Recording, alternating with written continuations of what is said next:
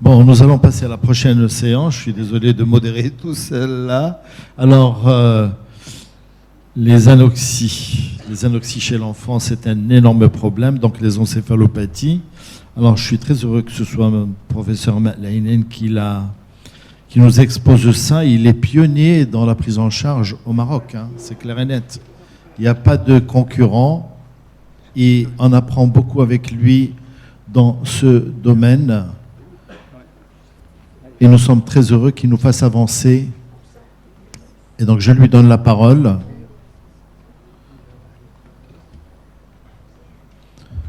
Pour traiter ce sujet. Et je suis désolé, ils m'ont lâchement abandonné. Ça ne va pas du tout. Merci. Merci, cher ami Hassan. Donc, il m'a été demandé. D'abord, je remercie le comité d'organisation de l'association de la région d'Agadir Massa de m'avoir invité. Et donc, il m'a été demandé de parler de quoi de neuf en matière d'encéphalopathie anoxo-ischémique. On va voir donc les données de la littérature. D'abord, donc, pour le diagnostic, je crois tout le monde maintenant, il est adapté à ce que nous pouvons faire, réaliser au Maroc, à partir de la réalisation de certains examens qui sont disponibles, le G d'amplitude qui est disponible, facile à réaliser, facile à interpréter. Donc, il va nous aider surtout en matière de prendre la décision. Parce que l'encéphalopathie anoxo-ischémique, donc ça rentre dans un cadre global d'une prise en charge qui ne dépend pas uniquement du pédiatre, mais de tout le système de santé, parfois des enfants qui viennent pour suspicion d'infection, alors que l'APGAR, ce n'est pas l'APGAR des dixièmes, donc la fiche est des dixièmes, mais lorsqu'on examine le nouveau-né, il a un problème neurologique. Donc c'est la cause d'une mortalité et morbidité très lourde au Maroc et partout donc, dans les pays en voie de développement, même dans les pays développés. Donc c'est très lourd, il y a toujours des asphyxies malgré les progrès scientifiques, malgré les progrès de prise en charge des malades en matière de diagnostic et de traitement. Donc on va voir donc, ce qui est neuf et ce qui est pratique en matière de diagnostic précoce, et en matière aussi d'exploration biologique rapide, facile à réaliser, électrophysiologique, et de ce qui est en rapport avec donc, les traitements adjuvants à l'hypothermie, parce que l'hypothermie, ça fait plus que 15 ans et il est de pratique partout au monde. Donc ça, c'est la physiopathologie, je ne vais pas revenir, juste il faut préciser qu'il faut agir rapidement dans les 6 premières heures, après donc, cette déplétion énergétique précoce, parce que c'est là on peut reprendre donc, et améliorer le pronostic du nouveau-né après un événement asphyxique. Donc, toujours, donc, c'est la même chose en matière de rappel physiologique. Les critères, donc, il y a les critères qui sont des critères qui sont cliniques, anamnéstiques et électrophysiologiques, bien sûr biologiques. En matière de l'anamnèse, c'est très capital, c'est vrai. C'est difficile de parler lorsqu'on travaille au Maroc dans le secteur libéral, là où il y a le gynécologue, il y a le pédiatre qui sont ensemble, il est averti. Donc voilà, on a un tracé qui est plat, on a un tracé qui est pathologique, il faut être présent. Nous, donc, par exemple, à Marrakech, on a 60 et 80 accouchements par jour. Donc, à Salarna, il y a 40 jusqu'à 50 accouchements par jour. C'est la même région. Donc, ce qui fait avoir donc, un événement asphyxique, donc presque c'est chez 2 à 3 à 5 malades par centre. Et donc, les demandes ils sont lourdes, donc il faut le prendre en charge précocement. Donc, bon, pas d'enregistrement malheureusement de RCF dans plusieurs donc, maternités, je dis publiques. Et donc, ce qui fait, ce sont des arguments précoces de l'asphyxie qui peuvent nous dire, voilà, il faut agir rapidement, donc soit par extraire le nouveau-né par la voie, le fœtus par la voie la plus rapide, ou bien par voie basse avec instrumentation. La qualité aussi du liquide amniotique qui est teinté, parfois il y a virage du liquide amniotique, c'est très important. Ça nous renseigne, c'est vrai, c'est pas le seul élément, mais dans l'infection aussi, on peut voir donc un liquide qui peut virer, mais l'infection et l'asphyxie sont malheureusement associés dans la majorité des malades qu'on hospitalise. Donc, sans tarder, donc vous connaissez toute l'anamnèse. Pour l'examen clinique, ici donc l'examen clinique il est subjectif. Lorsqu'on parle de la classification SARNA 1, 2, 3, ça dépend de l'expertise de chaque praticien. Si Moustapha qui va l'examiner, ce n'est pas comme moi, ce n'est pas comme Hassan, ce n'est pas comme Zeynep, donc la résidente de première année au service. Donc chacun il a son examen, et parfois c'est ça le problème. Mais il faut associer donc à l'examen clinique d'autres examens qui sont disponibles. Moi je parle franchement de l'EEG d'amplitude, facile à réaliser. On peut le réaliser même dans formation d'une heure, et chacun il peut le faire dans son service. Donc, facile à réaliser. Donc, nous devons connaître juste la classification de Naqib et Al, qui est facile donc à retenir, soit un tracé qui est normal, type 1, soit une dépression en tracé modérément altéré, ou bien dépression neurologique modérée, qui est parfois associée à l'examen clinique. Il faut voir l'évolutivité. L'avantage de l'EEG en plus, parce qu'on peut le faire sur 6 heures jusqu'à 2 jours, jusqu'à 24 heures. Ça veut dire, même si j'ai un examen clinique qui est normal, SARNA 1, hyperexcitabilité, il peut virer donc à H5. Et à ce moment-là, donc, je peux prendre en charge le nouveau-né, je peux le mettre sous hypothermie active, et ce n'est pas passif, tout en sachant qu'il y a donc des critères de le mettre sous hypothermie passive en attendant d'avoir les arguments formels. Donc il y a le tracé aussi convulsif. Vous voyez donc il y a des décharges avec des importantes en dents de scie. Donc ce sont un tracé qui est simple, facile à interpréter. En matière de critères biologiques, je crois que dans la majorité des maternités, on n'a pas la gazométrie. Et ça, professeur Barakat avec moi, donc on n'a pas la gazométrie. Donc, soit on va faire la gazométrie rapidement, donc c'est inférieur à 7, avec l'anamnèse, avec l'examen clinique, donc on peut s'orienter. Il y a aussi un nouveau marqueur que je vais parler, dosage de la protéine S100B, qui est très important. Peut-être c'est dans les perspectives d'avenir. On n'a pas le coup, mais de toute façon, il faut le connaître. C'est un marqueur qu'on peut le réaliser dans le cordon et précocement.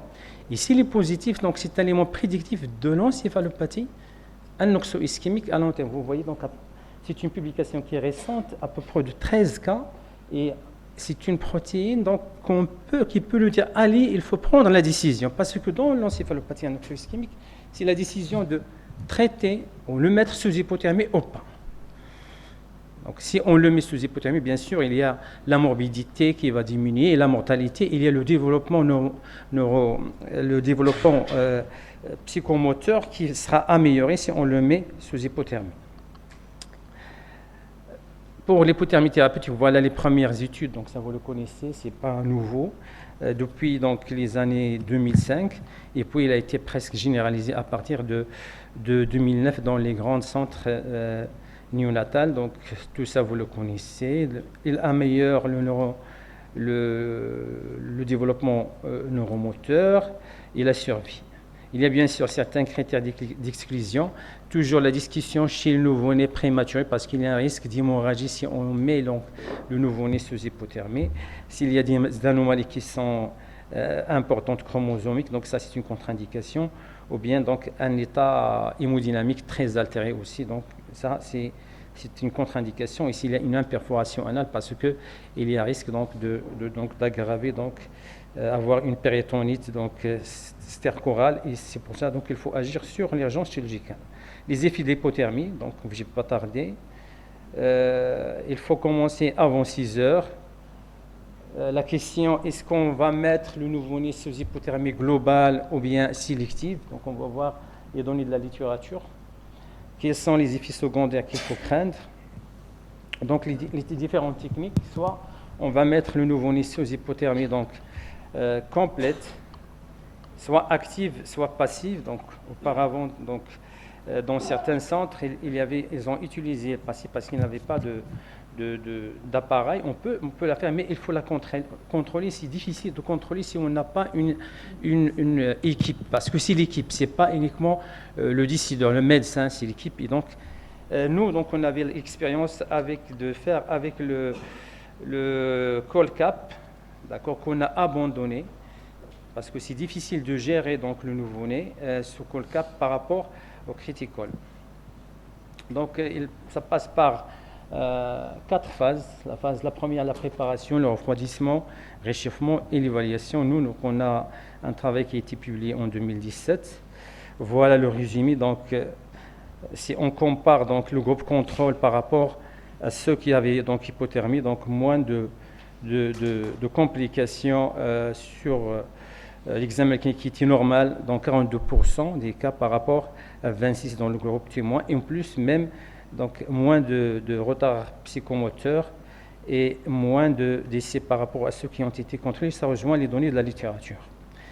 Donc reste donc la problématique de Sarnat, parce que Sarnat, c'est l'examen clinique. Et l'examen, c'est toujours dépend de l'expertise, l'expérience, ceux qui assistent au moment de l'accouchement, ceux qui viennent donc après 1 minute, après 5 minutes, et parfois c'est la sage-femme. Donc nous, si on voit donc, c'est la sage-femme qui va nous dire voilà l'APGAR à combien, l'examen clinique à combien, et puis l'examen, ça dépend de celui qui va réaliser. Donc la problématique, c'est que c'était démontré que ceux qui n'ont pas été mis sous hypothermie Sarnat 1, parce que ça ne fait pas partie des critères, ils développent des troubles surtout neurodéveloppementaux. Et donc la question, donc, ça a été reposée. Est-ce qu'il faut les mettre ou non? Quand est-ce qu'il faut les mettre? Donc il y a un deuxième critère qui est très important, on a déjà discuté avec le professeur Moustapha, donc c'est concernant si vous avez pH avec un examen qui n'est pas rassurant, si vous avez des éléments neurophysiologiques qui sont... Donc il faut le faire pendant les 6 premières heures. Parfois à H5,5, donc il va virer vers un tracé qui est altéré, et à ce moment il faut le mettre. Parfois il faut le mettre parce que si vous avez l'expertise, voilà, je crois qu'il a un examen neurologique perturbé, donc il faut le mettre sous hypothermie globale normalement. Pourquoi donc global? Parce que nous, donc, d'après l'expérience, c'est difficile à gérer l'hypothermie sélective. Et même, donc, il y a un travail qui est ancien, mais très important, qui a été publié en 2001.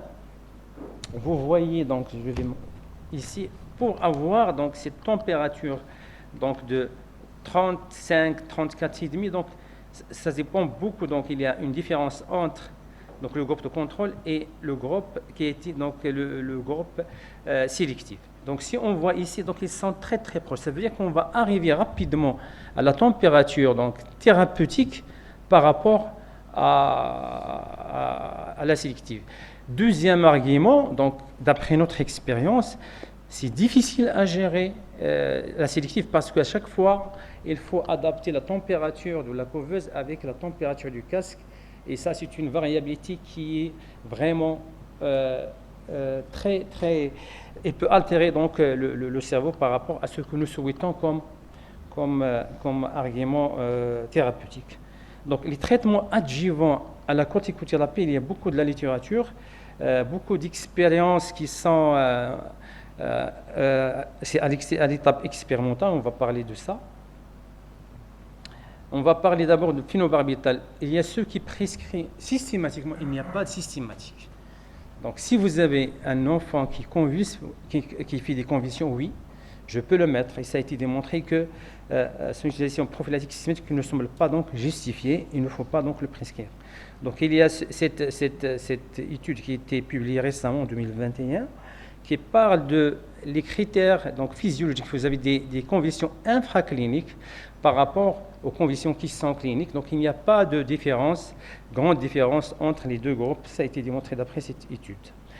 Il y a aussi le rôle effet neuroprotectif du facteur de stimulation des colonies de granulocytes. C'est toujours dans l'étape expérience. C'est pas donc, à ma connaissance, il n'y a aucun centre qui a déjà commencé, mais ce sont des données qui sont encourageantes. L'érythropoïétine, je ne sais pas, est-ce que Moustapha voulait utiliser Acremlin B7? Donc, j'ai pas vu une publication qui parle de ça chez le nouveau-né, mais sur le plan physiopathologique, il améliore l'oxygénation, il réduit l'inflammation, et donc c'est un argument qui est physiologique, et peut-être il faut juste avoir le courage de l'utiliser dans les centres avec bien sûr des comités d'éthique. Le topiramate, aussi, c'est un médicament qui a été utilisé, il module l'activité des canaux des ions AMP et GABA, il diminue donc la mort neuronale, et c'est toujours à l'étape expectée. L'acétylcystéine, elle a été utilisée dans les bronchodysplasies. Ils ont remarqué qu'elle diminue la locomalacie périventriculaire, mais en matière de neuroprotection chez nouveau-né, à terme, ça n'a pas été démontré. Le sulfate de magnésium, il a été utilisé. On l'utilise chez la femme pour protéger le cerveau du nouveau-né prématuré, mais aussi ça a été utilisé en Inde dans des études randomisées, à défaut de moyens, mais il y a un problème de tolérance et des effets secondaires. C'est pour cela, dans certains centres, il a été abandonné. Xénon aussi, c'est un gaz, mais son utilisation avec l'hypothermie, il y avait des études dans l'ANSET, il y a une étude encourageante dans ce sens-là. Je vais parler de l'avenir. L'avenir, c'est les cellules souches. Et il y a cette étude qui a été publiée en 2021 concernant l'utilisation des cellules souches, mais c'est à l'étape expérimentale. Surtout chez les porcelets. Ils ont administré, ils ont pris deux groupes. Un qui a été mis sous hypothermie, le deuxième, 3 groupes. L'autre qui a été mis sous hypothermie plus cellules souches par voie intravasculaire, et le troisième par voie nasale. Voilà les 3 groupes. C'est avec une hypothermie associée en matière de la voie intraveineuse. Et ça a été démontré qu'il y a un EG qui se normalise. Vous voyez le vert, c'est hypothermie plus cellules souches intranasales. On dit qu'il va court-circuiter la circulation parce qu'il est très proche, et ça va motiver la régénération des cellules nerveuses. C'est toujours à l'étape clinique, c'est très encourageante, et je crois que c'est l'avenir qui va nous parler de ça dans certaines études. En conclusion, dans notre contexte, au Maroc, je ne parle pas en France. D'abord, il faut anticiper. Il faut qu'à chaque fois qu'on a un risque d'asphyxie, dans des centres, il faut appeler le pédiatre, il doit assister à l'accouchement. Ce n'est pas la sage-femme qui va nous donner l'apgar, c'est le pédiatre qui va évaluer, et ça dépend de son expertise. Deuxième élément, après l'anamnèse, l'examen clinique, prise en charge globale bien sûr, gérer les urgences, essayer d'avoir un enregistrement EEG rapidement pendant au minimum 6 heures, d'accord ? Et puis, vous allez prendre la décision, est-ce que vous allez le mettre ou pas sous hypothermie, tout en sachant que l'hypothermie, maintenant, professeur Barakat, il y a aussi à Casa une expérience. Ça a été démontré qu'il améliore le devenir neurologique chez les nouveau-nés qui ont été déjà mis, d'après l'expérience de Casa et d'après notre expérience. Reste les autres, le traitement adjuvant, l'érythropoïétine, il est disponible. On n'a pas la MM pour l'utiliser, donc peut-être c'est avec le temps. Les autres gaz, xénon, je crois que c'est loin de les utiliser. Les cellules souches, c'est l'avenir, Inch'Allah. On a une expérience des cellules, un centre de médecine régénérative au CHU, peut-être qu'on aura l'occasion de faire. Ça, l'avenir, Inch'Allah. Merci. Merci, Fadl, pour cet excellent exposé. Alors, je rappelle que le Gardénal entraîne une diminution de la perfusion cérébrale et qu'il ne faut pas l'utiliser à tout va. Deuxième chose, je suis déçu par contre que tu n'aies pas parlé du cannabis. Comme protecteur cérébral, il faut parler des produits du terroir d'abord. Tu vois, commencer par nous. Je pense qu'il y a beaucoup d'études actuellement dans ce sens, dans la protection cérébrale par le cannabis. J'espère qu'on pourrait faire une étude un jour au Maroc dans ce but. Et la troisième des choses, j'ai un gamin qui était qu'un enfant que j'avais réanimé il y a très longtemps, 94, et qui avait un problème de marche, etc. Et il est allé en Thaïlande, il est allé en Chine. Ils lui ont injecté les cellules souches, ils sont très avancés, il a remarché, Oui, oui. tenez-vous bien. Ils sont très avancés parce qu'ils n'ont pas de problème d'éthique. Donc ils font ce qu'ils veulent. Et donc ça permet effectivement de faire avancer, mais tous les anciens boxeurs américains qui ont des Parkinson vont se faire traiter chez eux, avec, il paraît, de bons résultats. On verra bien. Rim, c'est à toi.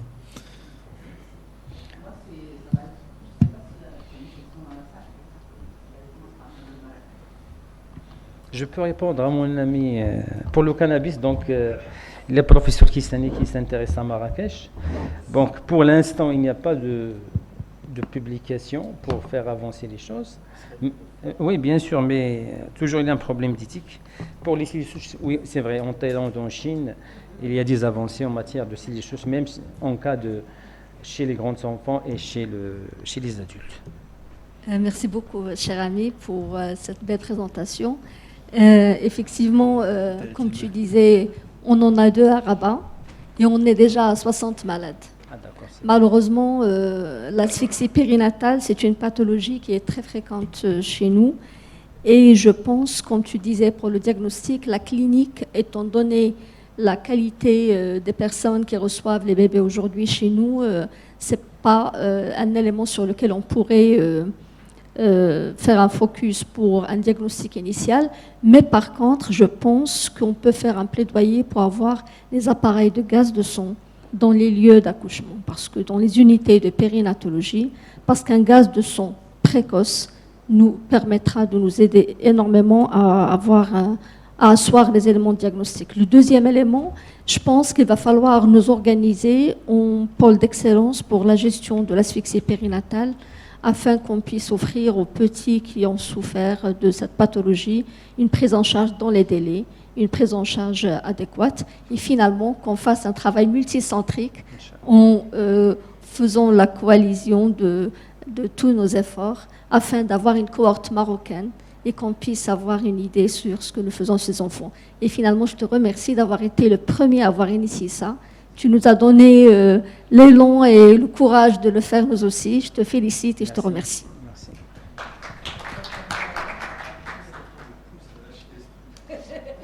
Ça fait 2 ans que je te le dis.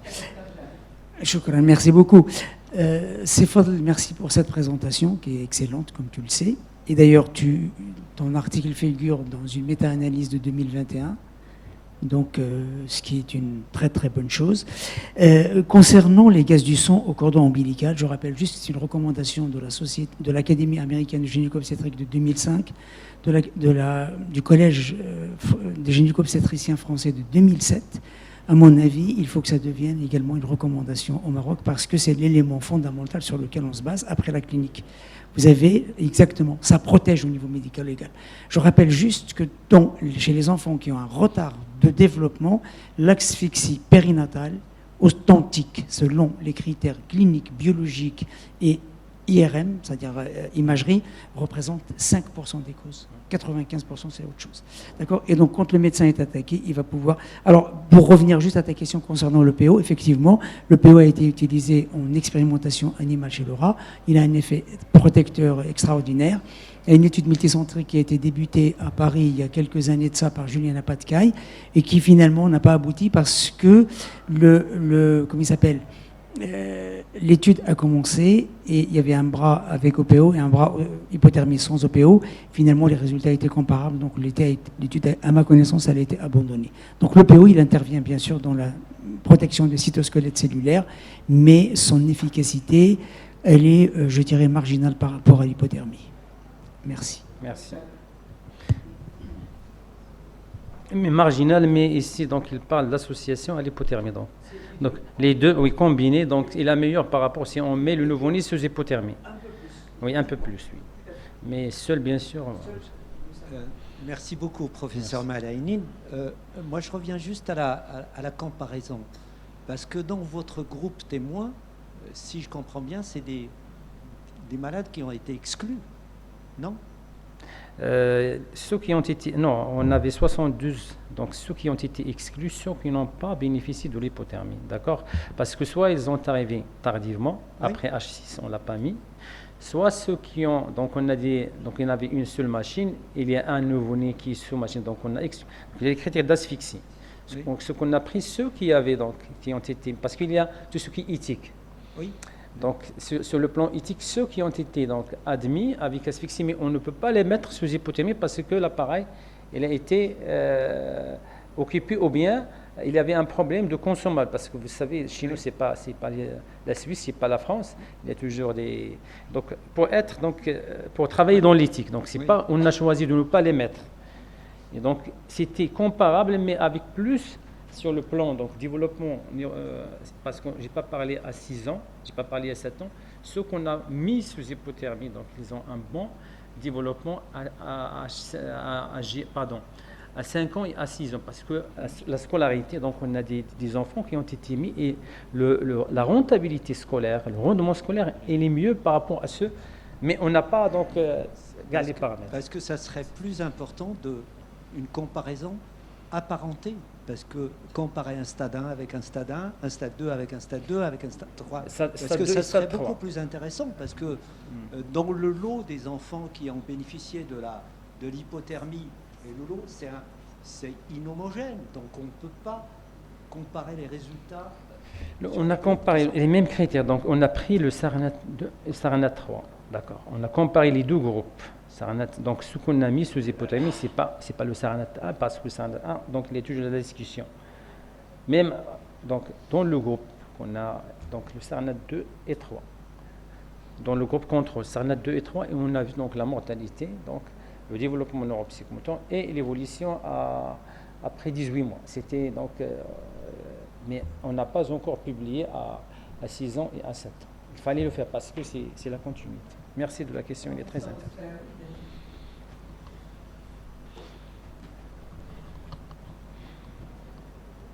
Merci beaucoup.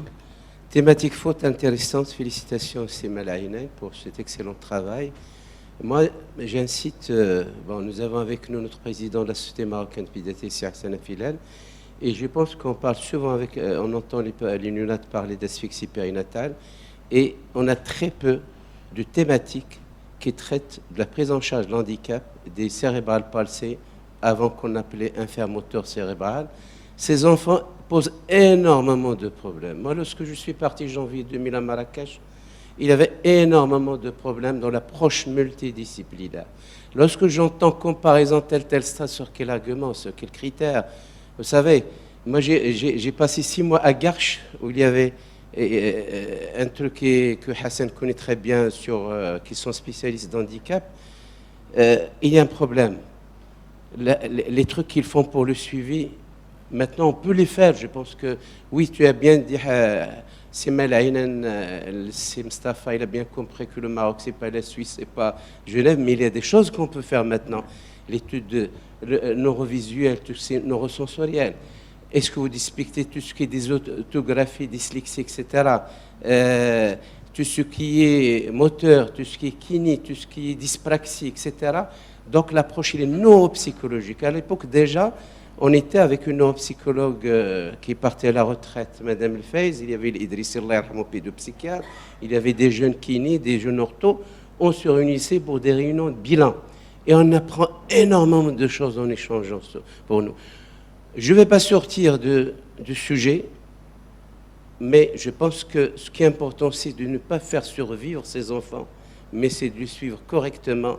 Et on arrive à l'intégrer dans l'école, parce que ces enfants, ils auront des difficultés scolaires si on ne fasse pas attention, s'il n'y a pas d'enseignants aussi formés dans l'apprentissage scolaire de ces enfants. Voilà. Je pense que thématique forte et intéressante, la prise en charge de ces enfants, une table ronde. Absolument. Le problème est que nous sommes des handicapés émotionnels, nous les néonates, parce que l'handicapé, nous regardons en face nos échecs. Et je vais dire que c'est un domaine qu'on n'arrive pas à regarder beaucoup ou qu'on fuit lâchement, c'est vrai. Mais nous, un handicapé, pour nous, c'est un échec de la médecine et de ce que nous pouvons faire. Et parfois, malheureusement, il y a des sauts qu'on aurait pu permettre à ces enfants avec de très peu de moyens et qu'on ne fait pas. Et si, par exemple, aujourd'hui dans ce congrès, il y a cette thématique de néonatologie, ça s'associe et ça aide à améliorer un petit peu notre néonatologie pour qu'il y ait moins d'handicapés. Alors, j'avais il y a longtemps travaillé avec Si Abou Saad sur la mortalité infantile et les handicaps. Il est là, Si Abou Saad. Il y a 3 millions d'handicapés au Maroc. Alors, ce n'est pas le gros handicap, mais ça peut être la petite surdité, etc. Une famille sur 4 a un handicapé. C'est des études qui m'avaient refilé.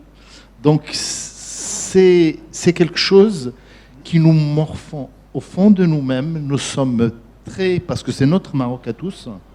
Et franchement, effectivement, il faudrait que ce domaine se développe, mais c'est une spécialité à part, tiens-toi bien. Voilà.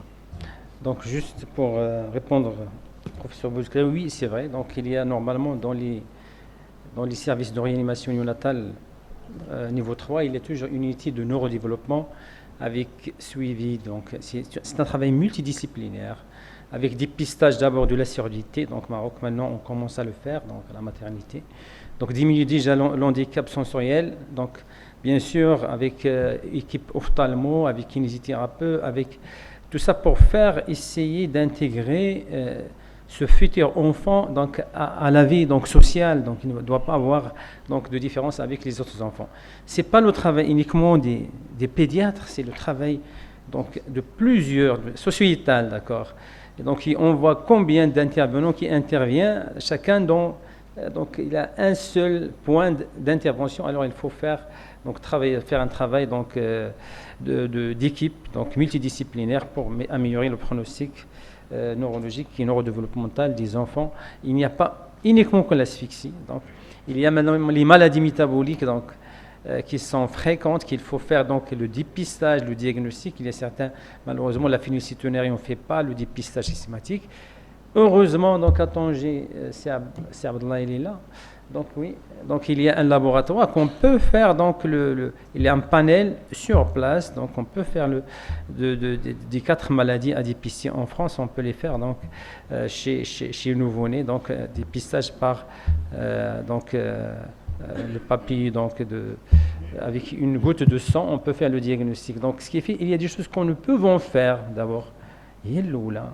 Dépister les maladies qu'on peut traiter, prendre en charge correctement les enfants, donc je parle de l'handicap d'une manière générale, ce n'est pas uniquement en rapport avec l'asphyxie, et bien sûr avec l'appui de la Société marocaine de pédiatrie avec notre président Hassan. Donc effectivement, je vais enchaîner sur ce que tu disais, ce que disait Sead Filel. Je pense que les néonates ne peuvent pas s'empêcher de créer des centres de suivi. Et ces espaces de partage permettent de parler de ce que nous faisons justement. Tu as dit que tu as une équipe de suivi. Et à Rabat, on a créé depuis 2015 un CAMPS, qui est un centre d'aide médico-psychosociale. Et après 15 ans de plaidoyer, on a pu mettre une équipe multidisciplinaire. Et maintenant, dans ce centre, on a les pédiatres, les ophtalmos qui viennent 2 fois par semaine, les ORL qui viennent 2 fois par semaine, des psychologues à plein temps, des psychomotriciens à plein temps, des orthophonistes à plein temps, et des diététiciennes à plein temps. Et tout ce monde gravite autour de l'enfant à risque neurodéveloppemental. Il y a l'asphyxie, il y a la grande prématurité, il y a les infections sévères et les bébés qui souffrent de syndrome inflammatoire fœtaux, qui naissent avec des leucomalacies dès les premiers jours de vie. Il y a les malformations cérébrales et ces enfants sont suivis jusqu'à l'âge de 6-7 ans. Maintenant, je pense, et là c'est le rôle des personnes comme Sead Filel ou les Saïd Afif et les grandes personnalités de pédiatrie qu'on a dans le pays, de faire le plaidoyer pour organiser ces centres dans le cadre de réseaux publics-privés pour offrir un suivi au long terme à ces enfants jusqu'à ce qu'ils soient intégrés justement. Donc, merci professeur Melaïnen pour vos efforts. Certes, il faut continuer à équiper les centres au moins régionaux par l'équipement d'hypothermie. À Tanger, bientôt on aura, surtout qu'on a piqué qui chez vous un prof de Melaïnen, donc recruté à Tanger. Mais je suis convaincu qu'on ne va pas résoudre le problème. L'asphyxie, parce qu'il y a beaucoup d'étiologies qui sont évitables. En néonatologie, il faut toujours anticiper, travailler sur le volet préventif. Ça, c'est un point clé. Parce que si on voit les décès néonataux, il y a beaucoup de travaux à l'échelle nationale, donc l'amélioration de l'état de santé, 13%, on est à 13 pour 1000, et la mortalité infanton-juvénile, 22 infantile à 22,56, la mortalité infanton-juvénile à 18 pour 1000, et les 3/4 de décès survient à la période néonatale. Et ça retentit sur l'image de notre pays. Et donc, juste pour mettre l'accent sur le volet préventif pour améliorer l'état de santé. Tout à fait. C'est surtout, moi je parle du rôle du gynécologue obstétricien, parce que là c'est très important. C'est une parenthèse qu'on devait ouvrir, je pense que tous les néonatologues sont d'accord. On a des fois des attitudes qui sont vraiment, je dirais, inadaptées. Et donc, sincèrement, il faudrait qu'on travaille sur ce volet justement préventif. On a l'impression que le rôle se limite à mettre son anti-bébé, après on s'en débarrasse, on s'en fout. Il y a même des gynécos qui peuvent même faire des césariennes très tôt parce que le gynéco va partir en vacances. Donc là, je trouve que c'est vraiment débile. On a eu des cas comme ça. On parle de corticothérapie prénatale, mais non, on n'en a pas. On profite de la présence de Maurice Actif, du président de la SNP, pour quand même attirer l'attention sur ce point. On a fait corticothérapie prénatale, on a fait Célestine, je pense que c'est le cas de tout le Maroc. Donc, avant d'arriver à parler de surfactant, sincèrement, il faudrait quand même travailler sur ce volet préventif. Donc, si on n'arrive pas déjà à créer des ponts entre nous, néonates et gynécologues, c'est vraiment grave. Je pense que c'est le cas de tout le monde. Donc là, je pense qu'on a trop tardé. On va passer la parole à professeur Dolly. On remercie vivement l'organisation de cette journée, son équipe, bien sûr, Dr. Seth, Dr. Simos, bien sûr, toute l'équipe derrière, dans un cadre aussi convivial on est là aujourd'hui. Et donc, son coordinateur avait demandé de parler de surfactance chez le nouveau-né prématuré, quand et comment. Alors, en attendant qu'il s'installe, j'en profite pour dire à propos des médicaments que avec Moulay Saïd, de temps en temps, on parle amicalement, de temps en temps, on menace le ministère, de temps en temps, on a usé de toutes les méthodes, etc. Par exemple, l'amoxicilline va rentrer là, par pression. Donc nous sommes en train, dans beaucoup de domaines, de faire un travail souterrain, invisible, mais sachez qu'on s'est mis même dans la veille des pénuries, etc. Donc il y a d'énormes choses à faire et il faut leur expliquer parce qu'ils n'ont pas toujours l'impression d'avoir que c'est trop grave. Quand il y a eu le manque de médicaments, le Levothyrox, vous imaginez, je suis allé leur expliquer que si chez l'adulte il devenait un petit peu faible et constipé, l'enfant il est handicapé et à vie il garde un retard. Et donc ça, on n'arrête pas, on n'arrête pas, on n'arrête pas. Et puis on a besoin de vous tous pour le crier de temps en temps.